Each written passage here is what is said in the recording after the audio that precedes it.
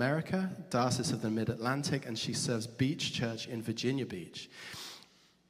She recently graduated from Northwind Theological Seminary with her doctorate in theology and ministry in Romantic theology. Her treatise was on the significance of Tolkien's genealogies. We all love those. Right? All the names. Jessica has been married to Dr. Evanley, a naval architect and talented musician, for 12 years, and they have an adult daughter and 3 fantastic fur children. Ladies and gentlemen, a round of applause. Let's welcome Jessica Fulton-Lee. Thank you. This year's presentation will have decidedly less light incest than last year, but hopefully it'll still be a lot of fun, right? So this is my presentation called Untangling Galadriel's Hair, Unlocking Theological Meaning. I am so glad to be back here at Holy Moot, and our theme this year is light and high beauty, which of course is taken from this wonderful scene in Return of the King, where Samwise looks out of the despair of Mordor and sees a star, and he's greatly encouraged. Tolkien writes, "For like a shaft, clear and cold, the thought pierced him that in the end the shadow was only a small and passing thing. There was light and high beauty forever beyond its reach." And so it is this eternal light, this godly light, that is our focus today. So what in the world does that have to do with Galadriel's hair? Well, that star that Samwise sees is most likely the star Arundel, which we know is a character in the legendarium. The mariner Arundel set aloft on Vingalot to sail the seas of the sky, and we know that bound on his brow is one of the 3 Silmarils. And Galadriel's hair is the inspiration for the Silmarils. In Unfinished Tales, we read, "Even among the Eldar, Galadriel was accounted beautiful, and her hair was held in marvel unmatched. The Eldar said that the light of the 2 trees, Laurelin and Telperion, had been snared in her tresses. Many thought that this saying first gave to Fëanor the thought of imprisoning and blending the light of the trees that later took shape in his hands as the Silmarils." So Galadriel's hair gives Fëanor the idea that this beautiful eternal light can actually inhabit a physical object. So the Silmarils, Galadriel's hair, even Frodo's star glass, which has the light of the star of Arundel in it, and of course the true trees, are all intrinsically related. They all reflect this eternal light, and they are symbolically playing on the same field. But today we're going to be talking about Galadriel's hair. And of course, Galadriel gets her hair the same place all of us get our hair, from her genealogy. Now, I know genealogy may not seem like the most tantalizing subject. I mean, biblical genealogies are where one-year Bible studies go to die, right? Tolkien's genealogies are why many of us did not get through the appendices the first time. But I happen to love Tolkien's genealogies. In fact, I really think we can consider genealogies a subgenre of the legendarium. Much like his poetry is a subgenre of the legendarium, his use of fictive genealogies is brilliant. He spent a lot of time and effort making these family trees, and they're important. They're an aspect of his subcreation that knits together individual stories into larger stories. So an individual story joins a larger story to form sort of a meta-myth. And some of these genealogies are so significant that they almost act like huge characters with their own story arcs and personalities. And they're capable of being vehicles for theological meaning. Tolkien uses his genealogies to create symbolic images. And yes, that is different from allegories. We all know Tolkien's disdain for allegories, but a symbolic image is something that embodies what it then symbolizes. So we think of Helm Hammerhand. He embodies heroic courage, and then he symbolizes heroic courage. And this is what Tolkien does with his genealogies. This is very similar to how Dorothy Sayers says that Dante uses characters in his Divine Comedy, except Dante was pulling from historical people, and Tolkien makes his own people, right? he makes his own people through his genealogies. And genealogy is really the landscape for character development for Tolkien. A character's internal geography is usually laid out by their family relationships. And so if we're going to understand Galadriel's hair, we're going to have to understand her genealogy. And there's a particular feature that Tolkien likes to use in his genealogies, which is important for Galadriel. And it is this idea of triple representation. And these characters I like to call the superlatives. So here's what it is. You have 3 lines of something, 3 family lineages of something, and they come together, they converge on one character. And these characters are highly significant. This triple representation really emphasizes a character's emblematic or symbolic significance and underscores a character as being sort of the epitome or the exemplar, the best that these families have to offer. And some examples of this in the Legendarium, and there are many, are Turin and Toror. They're cousins, but they are also related to all 3 houses of the Edain. All 3 royal houses of the Edain are in their very short family tree. In Tolkien's world, this makes them supermen. They're the best humanity has to offer, which makes their very different life choices and narratives bewildering and a cautionary tale, doesn't it? How about the character Dior? He is the son of Beren and Luthien, and the first character in the Legendarium to be elf, human, and Maya.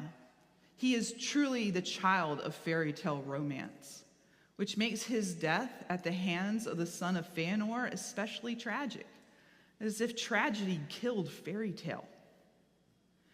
And of course, the twin brothers, Elrond and Elros, these guys are super special because they are triple representers. I kid you not. They are not only Maya, elf, and human, they also represent all 3 houses of the Edain, or the good men, and all 3 houses of the Calaquendi, or the elves of light.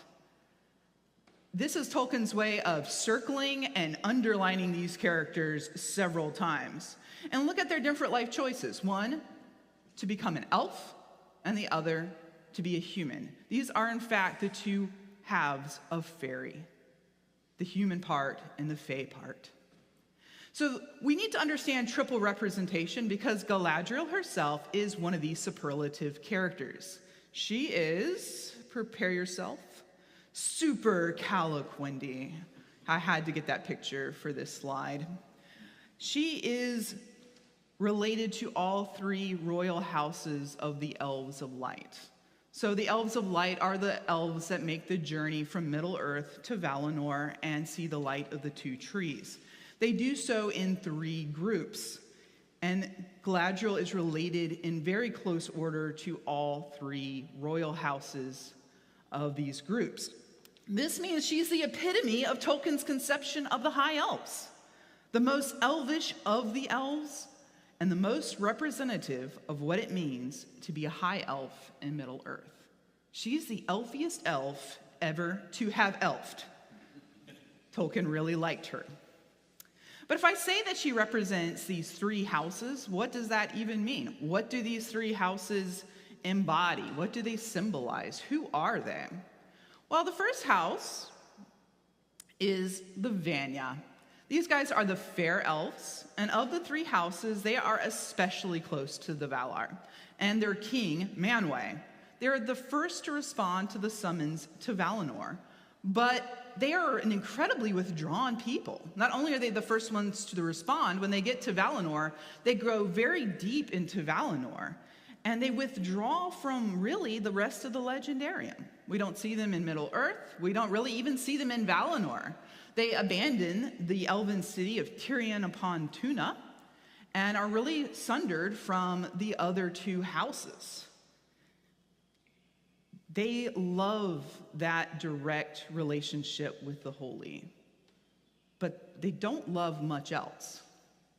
And they really embody this concept which Charles Williams, who is a fellow Inkling and one of Tolkien's friends, called the way of rejection, which is this idea that we withdraw from the world to have that direct relationship with God.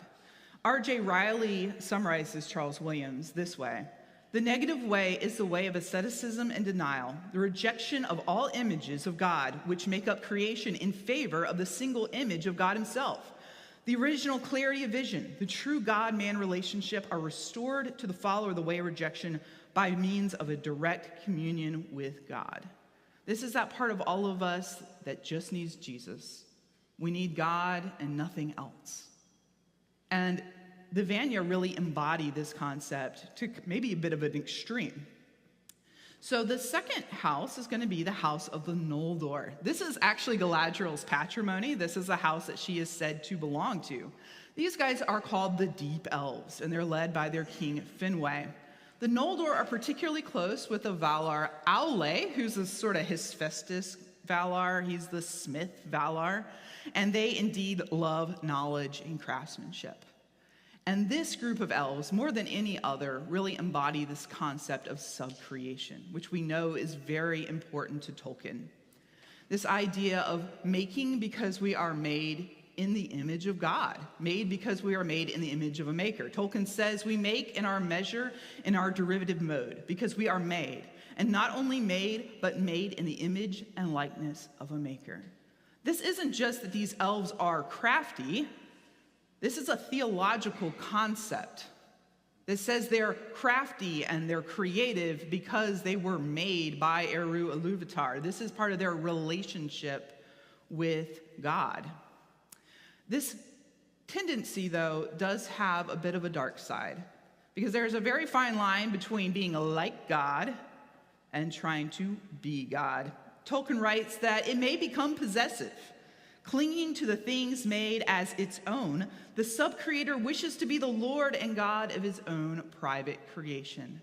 And we see this happen in the Legendarium, and especially with the Noldor, who have a tendency towards this direction.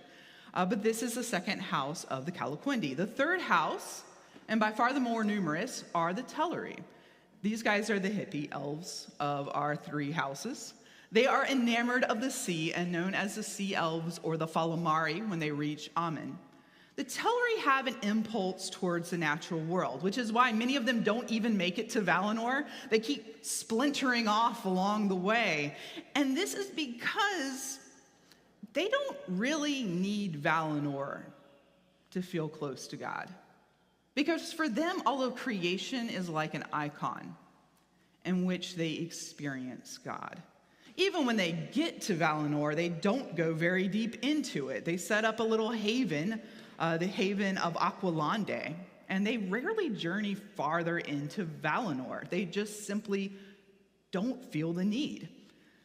And this posture is particularly epitomized by their king, Elwë, who will later become King Thingol, on his return journey to Valinor, when he encounters Milian the Maya, who will become his wife. Now, he's been to Valinor, and he's coming back, but when he looks in the face of Milian, it says he beheld the light of Amen as in an unclouded mirror, and in that light he was content. These guys, they need creation to experience God. And they really embody this concept that Charles Williams calls the way of affirmation of images, which takes seriously creation as a means of knowing God and from which romantic theology itself comes. So the fact you are all here to hear theological concepts about a great work of myth means you're all a little bit Tellerian, okay? These are the Teleri. So these three houses are what Galadriel's genealogy is composed of. And these are three aspects of her personality. Now, this is not to say that each of these houses owns this particular posture of God to the exclusion of the others. We, for instance, know that the Teleri display subcreative tendencies when they make boats, and that the Vanya actually make poetry and songs, and they're subcreative in that way. But I would say that each of these houses embodies and exemplifies these postures in a particularly great way. So the fact that Galadriel is very closely related to these three houses means that she has the same components about her that all elves do, but she has them to particularly exemplary degrees. And in Galadriel's very long history, we actually see her arcing through this complicated genealogy. She starts very Noldor. She is embodied very like a Noldor, and she's one of the only elven maids to stand up on that great and terrible day where Fëanor makes his oath. She doesn't participate in the oath, but she's definitely a player in what's going on, and she leaves Valinor and she goes to Middle-earth. Then we see her, I would say, moving to her Teleri era. She's a little like Taylor Swift. She's got some eras about her. She kind of moves into this Teleri era. She marries this handsome guy, Celeborn. He's a Teleri elf. But by the time we catch up to her in Lord of the Rings, she is very heavily into her Vanya phase. She's had enough of Middle-earth. She's had enough of mediated relationship with God. She wants to go home. She wants that direct communication with God. But how did Galadriel get this rather unique genealogy? Well, of course, through marriage and through spiritual longing. Now, marriage is interesting in the Legendarium because characters marry other characters who kind of are the direction that they're going. You can kind of see where the direction a character is going by who they choose to marry. For example, when Elrond chooses to become one of the elves, he then turns around and marries Celebrian, Galadriel's daughter. And Celebrian, in her own right, is a very elvish elf. So his marriage to Celebrian becomes an extension of his choice to be an elf.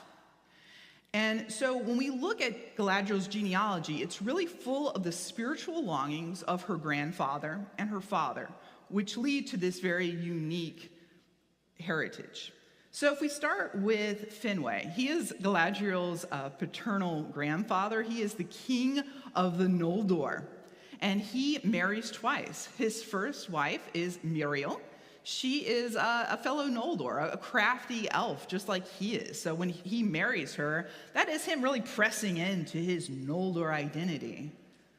But she is consumed in spirit and body after the birth of Fëanor, and she essentially dies of postpartum depression. This is understandably very hard for Finwë. Nobody dies in Valinor except for her.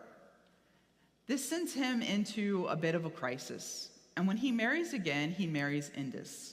She was a Vanya, close kin of Ignwe, the High King, golden-haired and tall, and in all ways unlike Muriel. Finwë is searching for something outside of his Noldor identity, and he finds it among the Vanya, who embody this idea of direct communication with God. And this is why he marries Indis. This is a spiritual longing following a great tragedy. And their son Finarfin, now he is Galadriel's father. He's the second son of Finwë and Indis. He is said to be like his Vanya mother, golden-haired and even-tempered. But all is not well in the house of Finwë. Fëanor, the son of the first wife, and Fingolfin and Finarfin, the sons of the second wife, don't get along, and there is strife. However, Finarfin stays aloof of this conflict by seeking out the Teleri elves. It said he often sought peace among the Teleri, and he wedded Eowyn, the daughter of King Aule of Aquilande. He seeks peace among a different group. So both Finwë and Finarfin make choices through marriage to move toward the other houses of the Calaquendi, taking a step back from their ambitions of their patrimony and moving toward the divine. Finwë seeks the transcendence of the Vanyar after heartbreak. Finarfin seeks to escape domestic turmoil and find peace among the Teleri, who are content in creation. The fruit of these searching souls are Galadriel and her siblings, the children of Finarfin and the grandchildren of Finwë, Noldor, with both Vanya and Teleri heritage. And this becomes significant because Galadriel's hair is inherited from her Vanya and Teleri, her non-Noldor genealogy. We read that it was golden like the hair of her father and of her foremother Indus, but richer and more radiant, for its gold was touched by some memory of the star-like silver of her mother. And the Eldar said that the light of the two trees, laurelin and telperion, had been snared in her tresses. This spiritual longing is what has led to this very beautiful hair. And this hair is very important to Galadriel's identity. Galadriel means maiden crowned with gleaming hair, or glittering garland. And so it's Galadriel's hair inherited from her Vanya grandmother and her Teleri mother that forms this beautiful hair. And together, this golden hair and this silver hair represent the way of affirmation and the way of rejection. And together, they symbolize holiness, the seeking after the divine, God's presence, rather. And of course, her hair becomes the object of the desires of her paternal uncle Fëanor, that creepy guy, right? Fëanor is the firstborn son of Finwë and the uncle of Galadriel. Unlike Galadriel, Fëanor is supremely Noldor. Both of his parents are Noldor. He likes to do Noldor things. He is the most crafty, the greatest of the craftsmen of the Noldor. And he does not like his new non-Noldor kin. We read that the wedding of his father to Indus was not pleasing to Fëanor, and he had no great love for Indus, nor for Fingolfin and Finarfin, her sons. He lived apart from them, exploring the land of Aemon, or busying himself with the knowledge and crafts in which he delighted. He is really not only supremely Noldor, he's isolated in this identity. But when he sees the beauty of Galadriel's hair, he begs 3 times for a tress, but Galadriel would not give him even one hair. So the great irony here is that what so draws Fëanor to Galadriel is precisely what she has inherited from her non-Noldor kin, her golden Vanya hair mixed with the silver Teleri hair. He desires to possess the beauty that he has rejected relationally. He has rejected the beauty of what it would mean to leave his Noldor identity and relate to someone who's different. But it is precisely that posture that's led to this beautiful hair. And this really harkens back to Fëanor's great grief, which is why I chose this picture, actually, to go behind this slide, because we always tend to picture Fëanor as a pompous jerk, because he is. But that started with grief and loss. Because for Fëanor, the darkening of Valinor takes place when Muriel dies, and the light of a mother's love is extinguished. His chasing after his Noldor identity is like a way of keeping his mom. This want to possess comes from a place of not wanting to lose because he has already lost. If he can trap beauty and goodness in a little gem or in something that he can possess and lock away in his vaults, then it can't be taken away from him. And why would he want to have a living relationship with Galadriel when she could die like his mom did, or she could be taken away? You know, he would rather stick to what he can control and what he can possess. But the beauty that Fëanor seeks, which is reflected in Galadriel's hair, is of a living relationship with Eru Ilúvatar, which the Vanya and Teleri people have in their differing modalities. It is relational. The holiness that comes from seeing the light reflected in someone who is different. Because we have to leave ourselves to relate to God, but also to relate to another person who is very different than we are. And this is beautiful, and this is holy. Fëanor is foiled, literary foiled, by Gimli. Gimli is not just a weird subscript on this story. He is the story's completion. Because Gimli is everything that Fëanor is not. Gimli is a rightful comparison to Fëanor because he is a dwarf. The dwarfs are also, like the Noldor, sub-creators. They were made by Aule, who is the tutor of the Noldor, right? They love their sub-creations. And by the time that Gimli encounters Galadriel and Lothlorien, Gimli has also experienced great loss. Not only have they just lost Gandalf, but Gimli has come from the tomb of Balin and from the ruin of his ancestral habitations. He is experiencing great grief. But he is smitten with Galadriel's compassion. He is moved outside of himself by her willingness to show love to someone who is so different than himself. And this is so key because we have a tendency to think that Gimli just thought Galadriel was a really pretty lady and just, was smitten with her. But that's not what actually happens in the text. And think about it. What do we know about dwarves? Most of them stay single most of their lives. Romantic love is not a big desire. And when they do get married, their wives are short and have facial hair. Very different from Galadriel, right? Galadriel is not an apt object of his romantic desire. Besides the fact her husband is standing right there, right? There's something more beautiful that Gimli is smitten with. So Galadriel is trying to comfort Gimli, and she's speaking the names of his ancestral homes in his language. And we read, and the dwarf, hearing the names given to his own ancient tongue, looked up and met her eyes. And it seemed to him that he looked suddenly into the heart of an enemy and saw their love and understanding. Wonder came into his face, and he smiled in answer. Yet more fair is the living land of Lorien, and the lady Galadriel is above all the jewels beneath the earth. Galadriel's compassion is one of her more Vanya qualities. And is Galadriel, the daughter of Eru Iluvatar, reflecting his light, and through her personage that wins Gimli over. And he recognizes the value of this compassion, which has leapt over the divide between their races.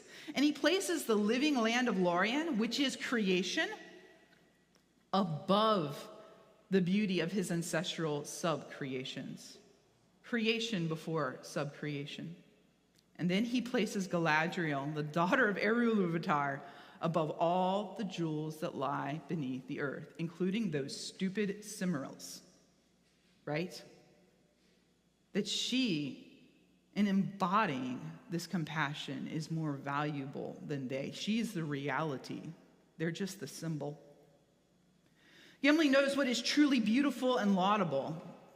And it's not the dead, cold gems of the sub-creator, but rather the creation of the creator and those who reflect his light. And when he does get the hairs, because he does, Galadriel gives him the hair that she denies to Fëanor. It is because he's going to use it not to go hoard away or treasure, for his own use, but it is as a memorial to their first meeting. It is a memorial to their relationship that has formed, and a hope that their people can enter into a similar relationship of charity, of beauty, of reflecting that beautiful light. And Galadriel gives him this blessing: if hope should not fail, your hands shall flow with gold, and yet over you gold shall have no dominion. This is because this is already Gimli's reality. He knows how to prioritize. He knows what is truly laudable. And the great irony is this means that he actually receives materially what Fëanor loses, because he possesses it in a more deep manner, in a more spiritual manner. He actually does even possess the material things where Fëanor actually loses them.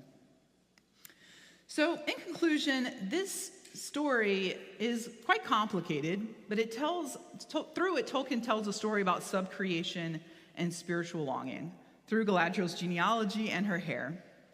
One of the things I think we can take from here is that there are different postures towards God. There are different ways in which we experience God. And the lesson here through Galadriel is that we're not really supposed to just take one and run with it, but that we probably need to diversify the way in which we relate to God. I actually found several verses that I felt expressed these three postures towards God in the Bible, the real Bible, not the legendarium, the Bible. In Psalm 27, how about this for a Vanya verse? One thing I ask from the Lord, this only do I seek, that I may dwell in the house of the Lord all the days of my life, and to gaze on the beauty of the Lord and seek him in his temple. Or how about the Noldor? Those of us who are crafty and live into the image of God in what we do. This comes from Psalm 45. My heart is stirred by a noble theme as I recite my verses for the king. My tongue is the pen of a skillful writer. How about the Tellery? Deep calls to deep in the roar of your waterfalls. All your waves and breakers have swept over me. The lesson here is not to take one of these postures, but to experience God in everything that we do. And if we have a propensity towards one of these three postures, to look with compassion upon people who have maybe a different posture towards God, to learn from them, and not to become insular. This story also asks us questions of how we deal with grief. Does grief draw us out of ourselves, like it does for Finwë, Finarfin, and Gimli? Does it draw us deeper into our relationship with God to enrich in our experience of the divine? Or does grief make us insular and possessive, like Fëanor, and afraid of loss? And how do we keep and find true beauty? Because true beauty cannot be possessed like the Cimmerals, but it's found relationally in God and neighbor. It's found in that relationship with the other. And I'll just end with this verse from Matthew, from Jesus. Do not store up for yourselves treasures on earth, where moths and vermin destroy, and where thieves break in and steal. But store up for yourselves treasures in heaven, where moths and vermin do not destroy, and where thieves do not break in and steal. For where your treasure is, there your heart will be also. Thank you very much.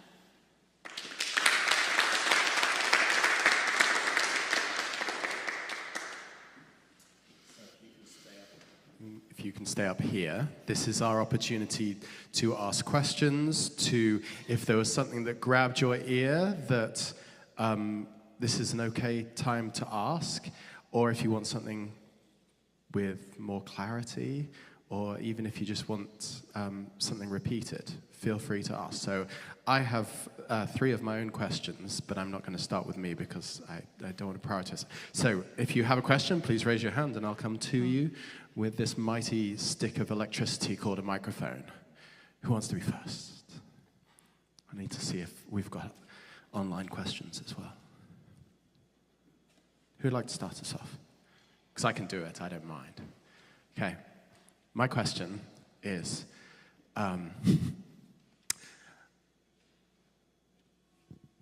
Gimli is not elvish.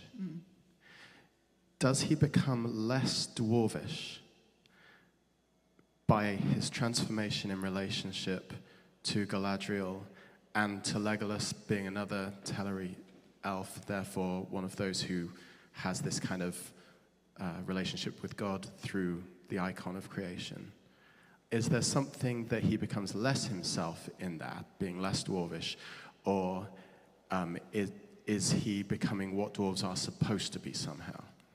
I mean, and this is my opinion, going off of Legendarium here, but I would say he becomes more dwarven. I think that's one of the beauties and mysteries of our faith, that when we give ourselves away, we actually become more and more what we're supposed to be. And that's just one of these beautiful things about just the spiritual transactions that we have with one another. Is that no, I don't think he becomes less dwarven. I think he becomes what dwarves were supposed to be.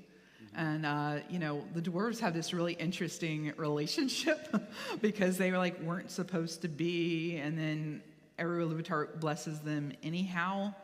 And I think Eru Ilúvatar calls them the children of his adoption rather than the children of his choice. And I think that Gimli becomes more like God in his interactions with these, and I think in doing that, he really lives into that like child of adoption identity. And I think just like all of us, we become more ourselves when we lose ourselves. That he becomes, I think, more dwarvish, not less. Gimli is my favorite dwarf. I mean, Tolkien doesn't give us too many of them, but I do like them. I guess he does give us like a lot of them in The Hobbit, but Gimli's my favorite. Yeah. Who's going next? Okay, let's go. I don't even need that magic microphone. The people online do, though. Yeah. Hi. Thanks. That was really great, by the way. I enjoyed that thoroughly. And while you're talking about Gimli, I was, of course, thinking also that his friendship with Legolas would have been heightened or maybe changed by that moment. Absolutely. And of course, Legolas might have known a lot more about it than Gimli might have himself realized. So could you just maybe reflect a little about what the friendship and how that worked? That is really a great point, and I've really thought about it until right now. But you're right. I mean, Legolas would have been more steeped in the lore. Legolas is one of the Mordequindi. He's never seen the two trees, but he is of high Mordequindi lineage. He is a distant relative of King Thingol, a thoroughly Tellery kind of elf. And I do think that that Galadriel's loving, compassionate response to Gimli is a gut check to Gimli, or to Legolas, because she is a higher elf than he is. She is the elfiest elf that ever elf. And if she can be compassionate and kind and loving toward this dwarf, then you better bet that Legolas can be. And I think that she sets a fantastic example for Legolas. And I think we need to do that. We need to set that kind of example for those that we lead, for those who look up to us. When we can humble ourselves and relate to those who are really different than we are, I think that those who look up to us, it's a gut check to them that if we can be humble, then so can they. And if Jesus can wash the feet of his disciples, you better believe that none of us are too good. That none of us are too good to humble ourselves in the same way. So yes, I think that's a lovely, I've really thought about that till right then. That's a great observation. You can go so many places with it. It's so great.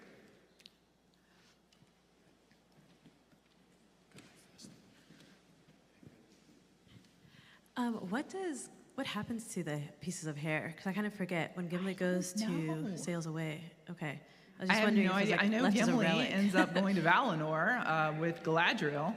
I have no idea what happens. I mean, hopefully they get encased in that crystal and set up in some dwarven hall as a reminder not to be jerks to elves. But I don't know, and maybe Tolkien wrote about it, and I just haven't read it, but I don't know. But I think that the idea that it symbolizes a relational reality is so important. I wonder if they ended up at the Glittering Caves where Gimli sets up a colony of That's dwarves. my headcanon now. And so they I'm gonna become the pretend that happened heirloom of anyhow. that kingdom, which is a kingdom that interacts with a different area of Middle-earth as well. But it's also built on... there's something that the dwarves talk about. They talk about living rock regularly. And when when you were saying about Morfair is the living land of Moria, Lord no, the living land of Lorien, that thing about something being alive and therefore not in the Feanorian way to be grabbed and held, but to be engaged with as a living thing. That was what was standing out with me. I like that. I think you're right. They Yeah. would end up in the Glittering Caves. Thank you. That was so great. One thing that I found fascinating in your presentation was your drawing in of some of Charles Williams' views on these things, which I think resonates really beautifully. But I would love for you to just comment a little bit on Williams' idea about coherence and the whole idea of radical burden bearing, particularly as you see Galadriel when the company comes, and then she is not only giving them gifts, but she's anticipating what their future burdens are going to be. I would just love to hear your thoughts on that. Absolutely. That is also something I haven't really reflected a lot on, but now that you say that there's a lot there. I'll start that off with I don't like Charles Williams personally. I've never disliked a person I've never met so much. However, his work is very, very important, and the influence that Williams was having on Tolkien at the time that Tolkien is writing Lord of the Rings in particular is you can't not know something about Williams. But yes, this idea of Williams having a much more, and right in this, much more unified idea of the body, of our relationships to one another, that we're not just individuals sort of bouncing around doing our individual things, but we are, in a very real spiritual sense, connected to one another and bearing. And I think that we see Galadriel bearing the fellowship's burdens in real ways. And I think actually about the file of Galadriel, and giving that in anticipation to Frodo and his ability in that moment to speak Elven, like speak words, him and Sam both, to speak words that they don't know. And I really think that in that moment, you're seeing a spiritual co-inheritance. You're seeing a spiritual connection between Galadriel and the fellowship, that she is interceding for them. And she is coming through in those moments. And that she, even though, because when you watch the movie as a teenager, she's like, well, she's a pretty lady that stays in the woods. And that's nice. But you're right. In reality, she is spiritually bearing this mantle with them. And as she is able and in her own right. So I think that's beautiful. You should write a paper on that, because I would read it, even though I don't particularly like Williams. I would read that. It's a really beautiful, beautiful idea. Nice. Walking over. You got? Oh, do you want to read it? Our friend Andrew asks, is this incident with Galadriel and Gimli like a kind of reconciliation with Ilúvatar? Ooh.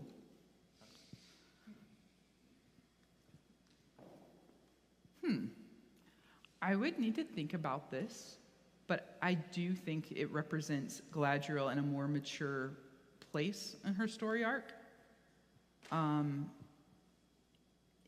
Reflecting those more Vanya qualities. I think that this incident with Gimli is healing for Galadriel herself, because that incident with Fëanor was, you could say, traumatic, creepy.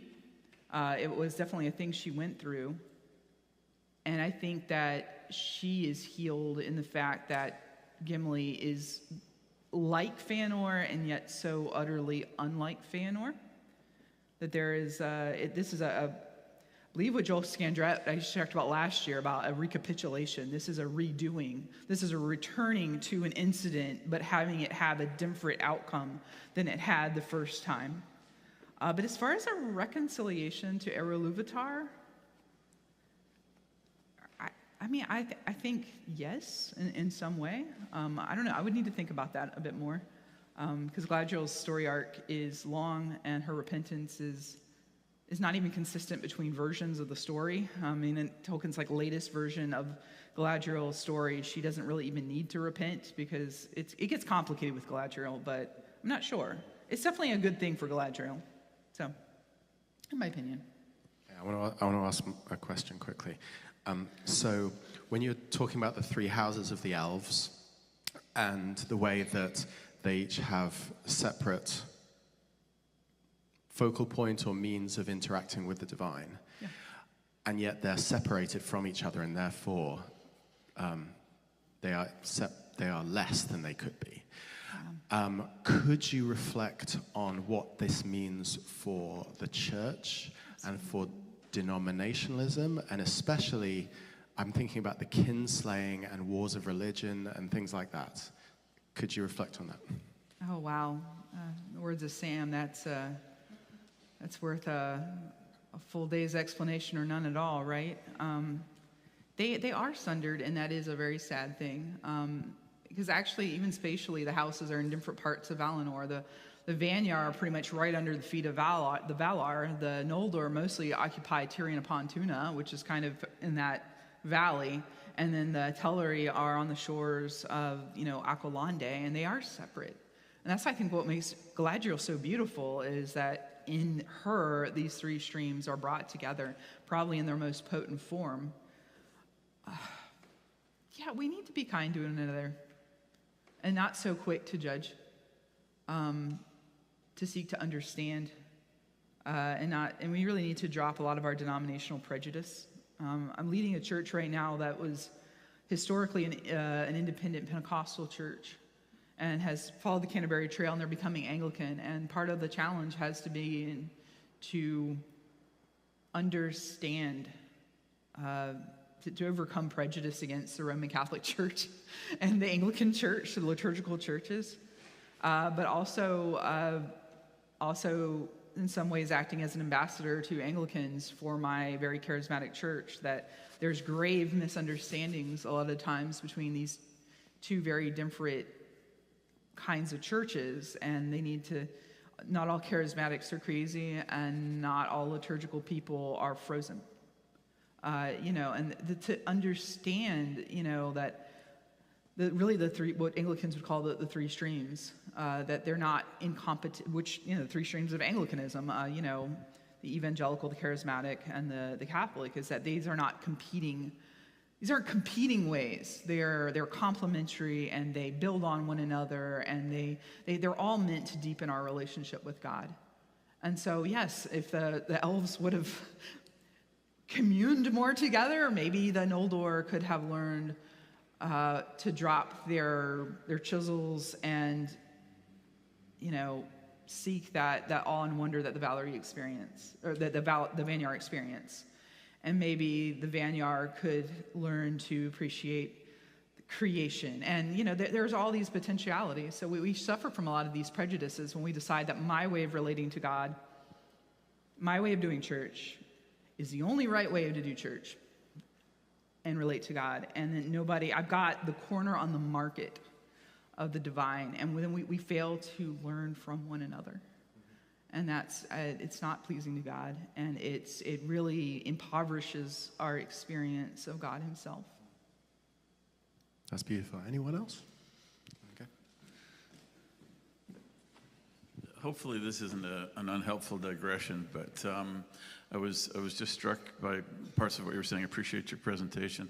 I'm working again through Dickens' Tale of Two Cities, and the notion of the power of a lock of golden hair. So Dr. Manette is one of the main characters, and he was cruelly imprisoned for a very long time, and his daughter, who found him and kind of restored him, had famously golden hair, and one of the things that kind of brought him back was this locket of her hair that he had somehow kept and hidden from the jailers over all this time. So anyway, just struck by perhaps a parallel there. Golden hair is fun. I was visiting Disney World, and I was noticing Rapunzel's long golden magical locks. I don't know. Everybody was really into blonde hair, but I can't relate. But yes, it holds symbolic power though, because it is so like light itself. So yeah, won't just be mysterious and dark-haired over here. Yeah. Wonderful. Ladies and gentlemen, Jessica Lee.